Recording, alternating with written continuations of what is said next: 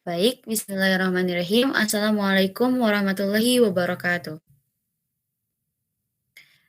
Kami dari kelompok 6 akan mempresentasikan terkait mata kuliah semantik pada bab 3 tentang relasi makna. Sebelumnya, izinkan kami memperkenalkan diri terlebih dulu. Kami dari kelompok 6 yang beranggotakan. Yang pertama ada Alfa Tuga Pratama dengan NPM 001, lalu kemudian saya sendiri Sylvia Nurmaya Aziz dengan NPM 003, dan ada Nadila Amelika dengan NPM 005, lalu Putri Zikra NPM 008, dan terakhir M. Abdul Gofron dengan NPM 0011. Baik, untuk pematerian pertama kan dipaparkan oleh rekan saya. Silakan. Baiklah, di sini saya akan menjelaskan itu sinonim. Sinonim secara etimologi, kata sinonim berasal dari bahasa Yunani kuno, yaitu onama, yang berarti sama, dan shin yang berarti dengan. Secara harfiah, kata sinonim berarti nama lain untuk benda atau hal yang sama. Contohnya, makna takut digunakan kata khofa, kemudian rohiba, kemudian khosyah. Nah, kemudian di sini ada antonim dan oposisi. Kata antonim berasal dari bahasa Yunani kuno, yaitu onama yang berarti artinya nama, dan anti yang artinya lawan. Secara harfiah, antonim berarti nama lain untuk benda yang lain pula. Contoh, kata sohih berartikan dengan kata khoto. Boleh di slide selanjutnya. Nah, kemudian di sini ada pengertian oposisi. Dalam semantik, oposisi menuju pada hubungan antara dua konsep atau makna yang berlawanan atau bertentangan, sehingga keberadaan suatu konsep mempengaruhi makna atau pengertian konsep yang lain. Dalam konteks semantik, oposisi sering digunakan untuk menjelaskan perbedaan makna atau arti dari kata atau frasa yang saling berlawanan. Kemudian berdasarkan sifatnya, oposisi dapat dibedakan dalam beberapa tipe, yaitu pertama, ada oposisi mutlak, yaitu adanya pertentangan makna secara mutlak. Kemudian kedua, oposisi kutub, yaitu makna kata yang bertentangan tidak bersifat gradasi. Kemudian ada oposisi hubungan, yakni makna kata yang beroposisi hubungan ini saling melengkapi. Yang keempat ada oposisi hierarkial, makna kata-kata yang menyatakan suatu deret jenjang atau tingkatan. Kemudian yang kelima ada oposisi majemuk, yaitu adanya pertentangan makna dari suatu kata dengan jumlah kata. Mungkin cukup sekian dari saya lanjutkan kepada teman-teman saya yang lain untuk menjelaskan.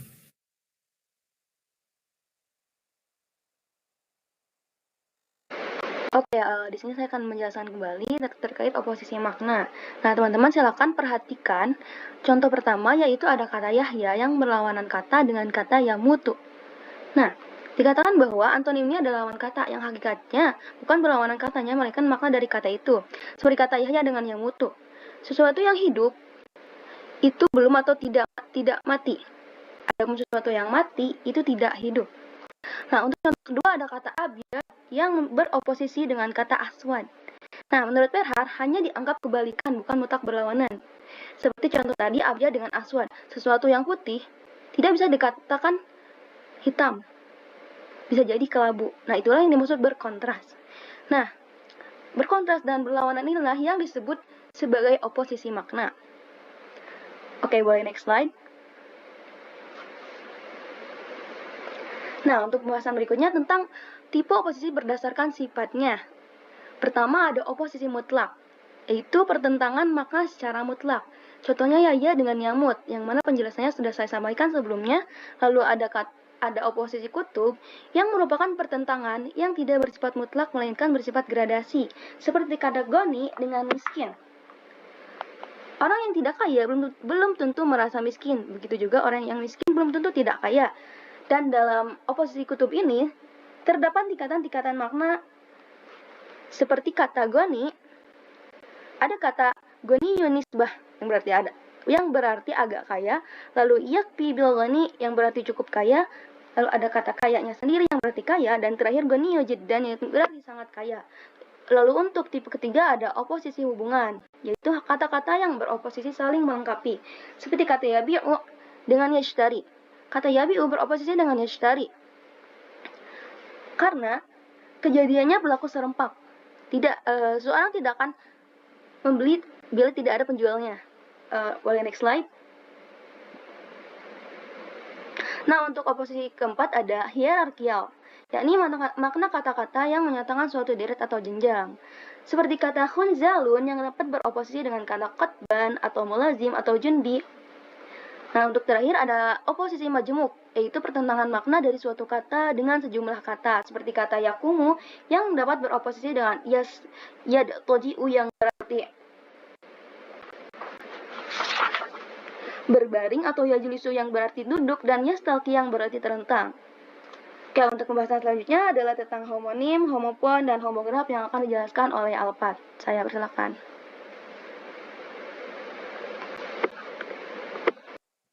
Baik, terima kasih Nadila.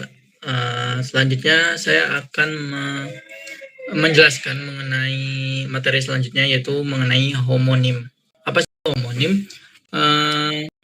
Homonim berasal dari bahasa Yunani kuno yang berarti yang berasal dari kata onoma, itu nama, dan homo yang berarti sama. Nah, secara harfiah, secara semantik, Verhaer mengatakan memberikan sebuah definisi bahwa homonim adalah sebuah ungkapan berupa kata, frasa, klausa yang bentuknya sama dengan ungkapan lain yang juga dia bisa berupa kata, bisa berupa frasa maupun klausa, tetapi maknanya berbeda. Mohon maaf, di sini ada sedikit kesalahan penulisan hiponim, itu harusnya homonim. Nah, lanjut. Contohnya dalam bahasa Arab itu ada kata baitun yang berarti rumah, tapi di dalam kalimat lain atau di dalam konteks lain, baitun itu bisa berarti bait syair. Jadi bentuknya sama, bunyinya sama, tetapi memiliki arti yang berbeda. Nah, kalau di contohnya dalam bahasa Indonesia itu ada bisa yang berarti sanggup. Nah, kata bisa ini berasal dari bahasa Melayu ya.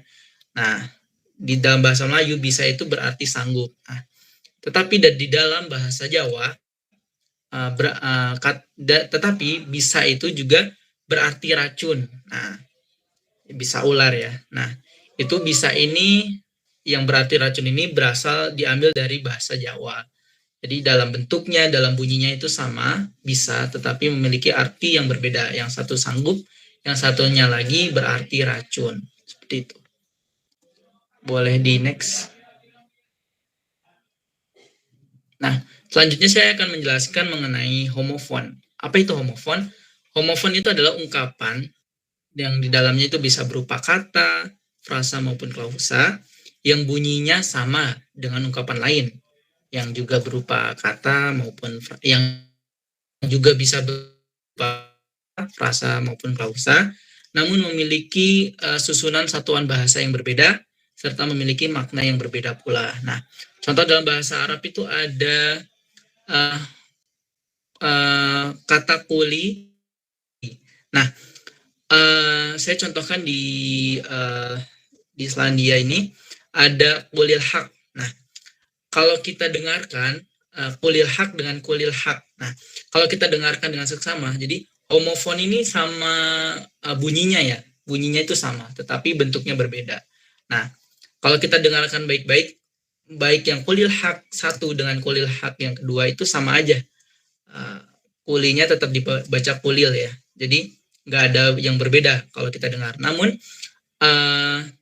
sebelumnya kulil hak ini berarti katakanlah kebenaran itu. Nah, tetapi perbedaannya di kulil hak yang pertama yang ada di sebelah kiri itu kalimat perintah untuk gender feminim atau perempuan gitu. Nah, kalau kulil hak yang satunya itu untuk kata perintah untuk maskulin gitu. Nah, kalau dalam bahasa Indonesia itu kasus homofon ini terjadi pada salah satu contohnya pada bunyi bank. Nah, ada kata yang bertuliskan bank, B-A-N-K, itu kalau kita bunyikan berbunyi bank, itu berarti tempat menyimpan uang. Gitu. Nah, tetapi ada juga bank yang satu lagi. Nah, ini tulisannya B-A-N-G, tapi kita bunyikan, kita dengar itu juga sama, yaitu bank. Nah, tapi artinya berbeda, yaitu panggilan untuk seorang laki-laki yang lebih tua. Seperti itu. Jadi homofon itu sama suaranya, tapi tulisannya beda dan berbeda maknanya. Nah, lanjut ke homograf. Apa itu homograf? Homograf itu adalah ungkapan bahasa berupa kata-kata yang tulisannya sama, tetapi pelafalan dan artinya berbeda. Nah, ini kalau dalam bahasa Arab itu ada bentuk bahasanya, yaitu huruf kho, lam, dan kof itu bisa berbunyi kholako yang artinya menciptakan, ada yang bentuk ini juga bisa berbunyi khuliko yang berartinya diciptakan, ada juga bentuk lain dalam penyebutan bunyi lain, yaitu kholkun, yaitu ciptaan, dan juga khulukun yang berarti perangai. Jadi bentuknya sama, terdiri atas huruf khof, lam, dan kof, tapi bunyi-bunyinya bisa berbeda dan maknanya pun, artinya pun berbeda. Seperti itu. Sekian presentasi dari saya. Untuk materi selanjutnya akan disampaikan oleh rekan saya. Baik, terima kasih Alpat. Lalu penjelasan selanjutnya adalah ada terkait hiponim. Hiponim ini secara etimologi berasal dari bahasa Yunani hypo yang artinya di bawah dan onoma yang artinya nama. Lalu ada secara terminologi adalah nama yang termasuk di bawah atau nama lain yang bersifat searah. Dan sifatnya ini hiponim itu dari khusus ke umum. Berikut ada contoh dari hiponim sendiri. Yang pertama ada kata wardah yang artinya mawar, dan yang kedua ada kata aurkido yang artinya anggrek. Kedua di atas adalah hiponim dari kata zahro yang artinya bunga. Jadi kesifatan yang tadi dari khusus ke umum adalah mawar dan anggrek ini sesuatu yang khusus, lalu zahronya sesuatu yang umum. Jadi zahro menghimpun kata wardah dan kata orkido, dan zahro ini termasuk ke dalam hipernim. Hipernim ini kebalikan dari hiponim. Jika hiponim ini tadi adalah nama yang di bawah nama, hiponim ini adalah nama yang termasuk di bawah nama lain, lalu hipernim ini adalah nama yang membawahi nama lain, dan sifatnya ini umum ke khusus. Tadi itu hiponim sifatnya khusus ke umum, sedangkan hipernim kebalikannya itu umum ke khusus. Yang seperti tadi contohnya adalah kata zahro yang membawahi kata wardah dan orkido. Di sini kata zahro termasuk kepada hipernim dan wardah dan orkidonya termasuk kepada kata hiponim. Baik, selanjutnya akan dilanjutkan oleh rekan saya. Baik, untuk pembahasan berikutnya adalah tentang polisemi. Nah, polisemi dalam bahasa Arab dikenal dengan al-lafzul mushtarik atau juga al-isyrakul lafzi. Definisi singkatnya, satuan bahasa atau berupa kata atau frasa yang memiliki makna lebih dari satu. Nah,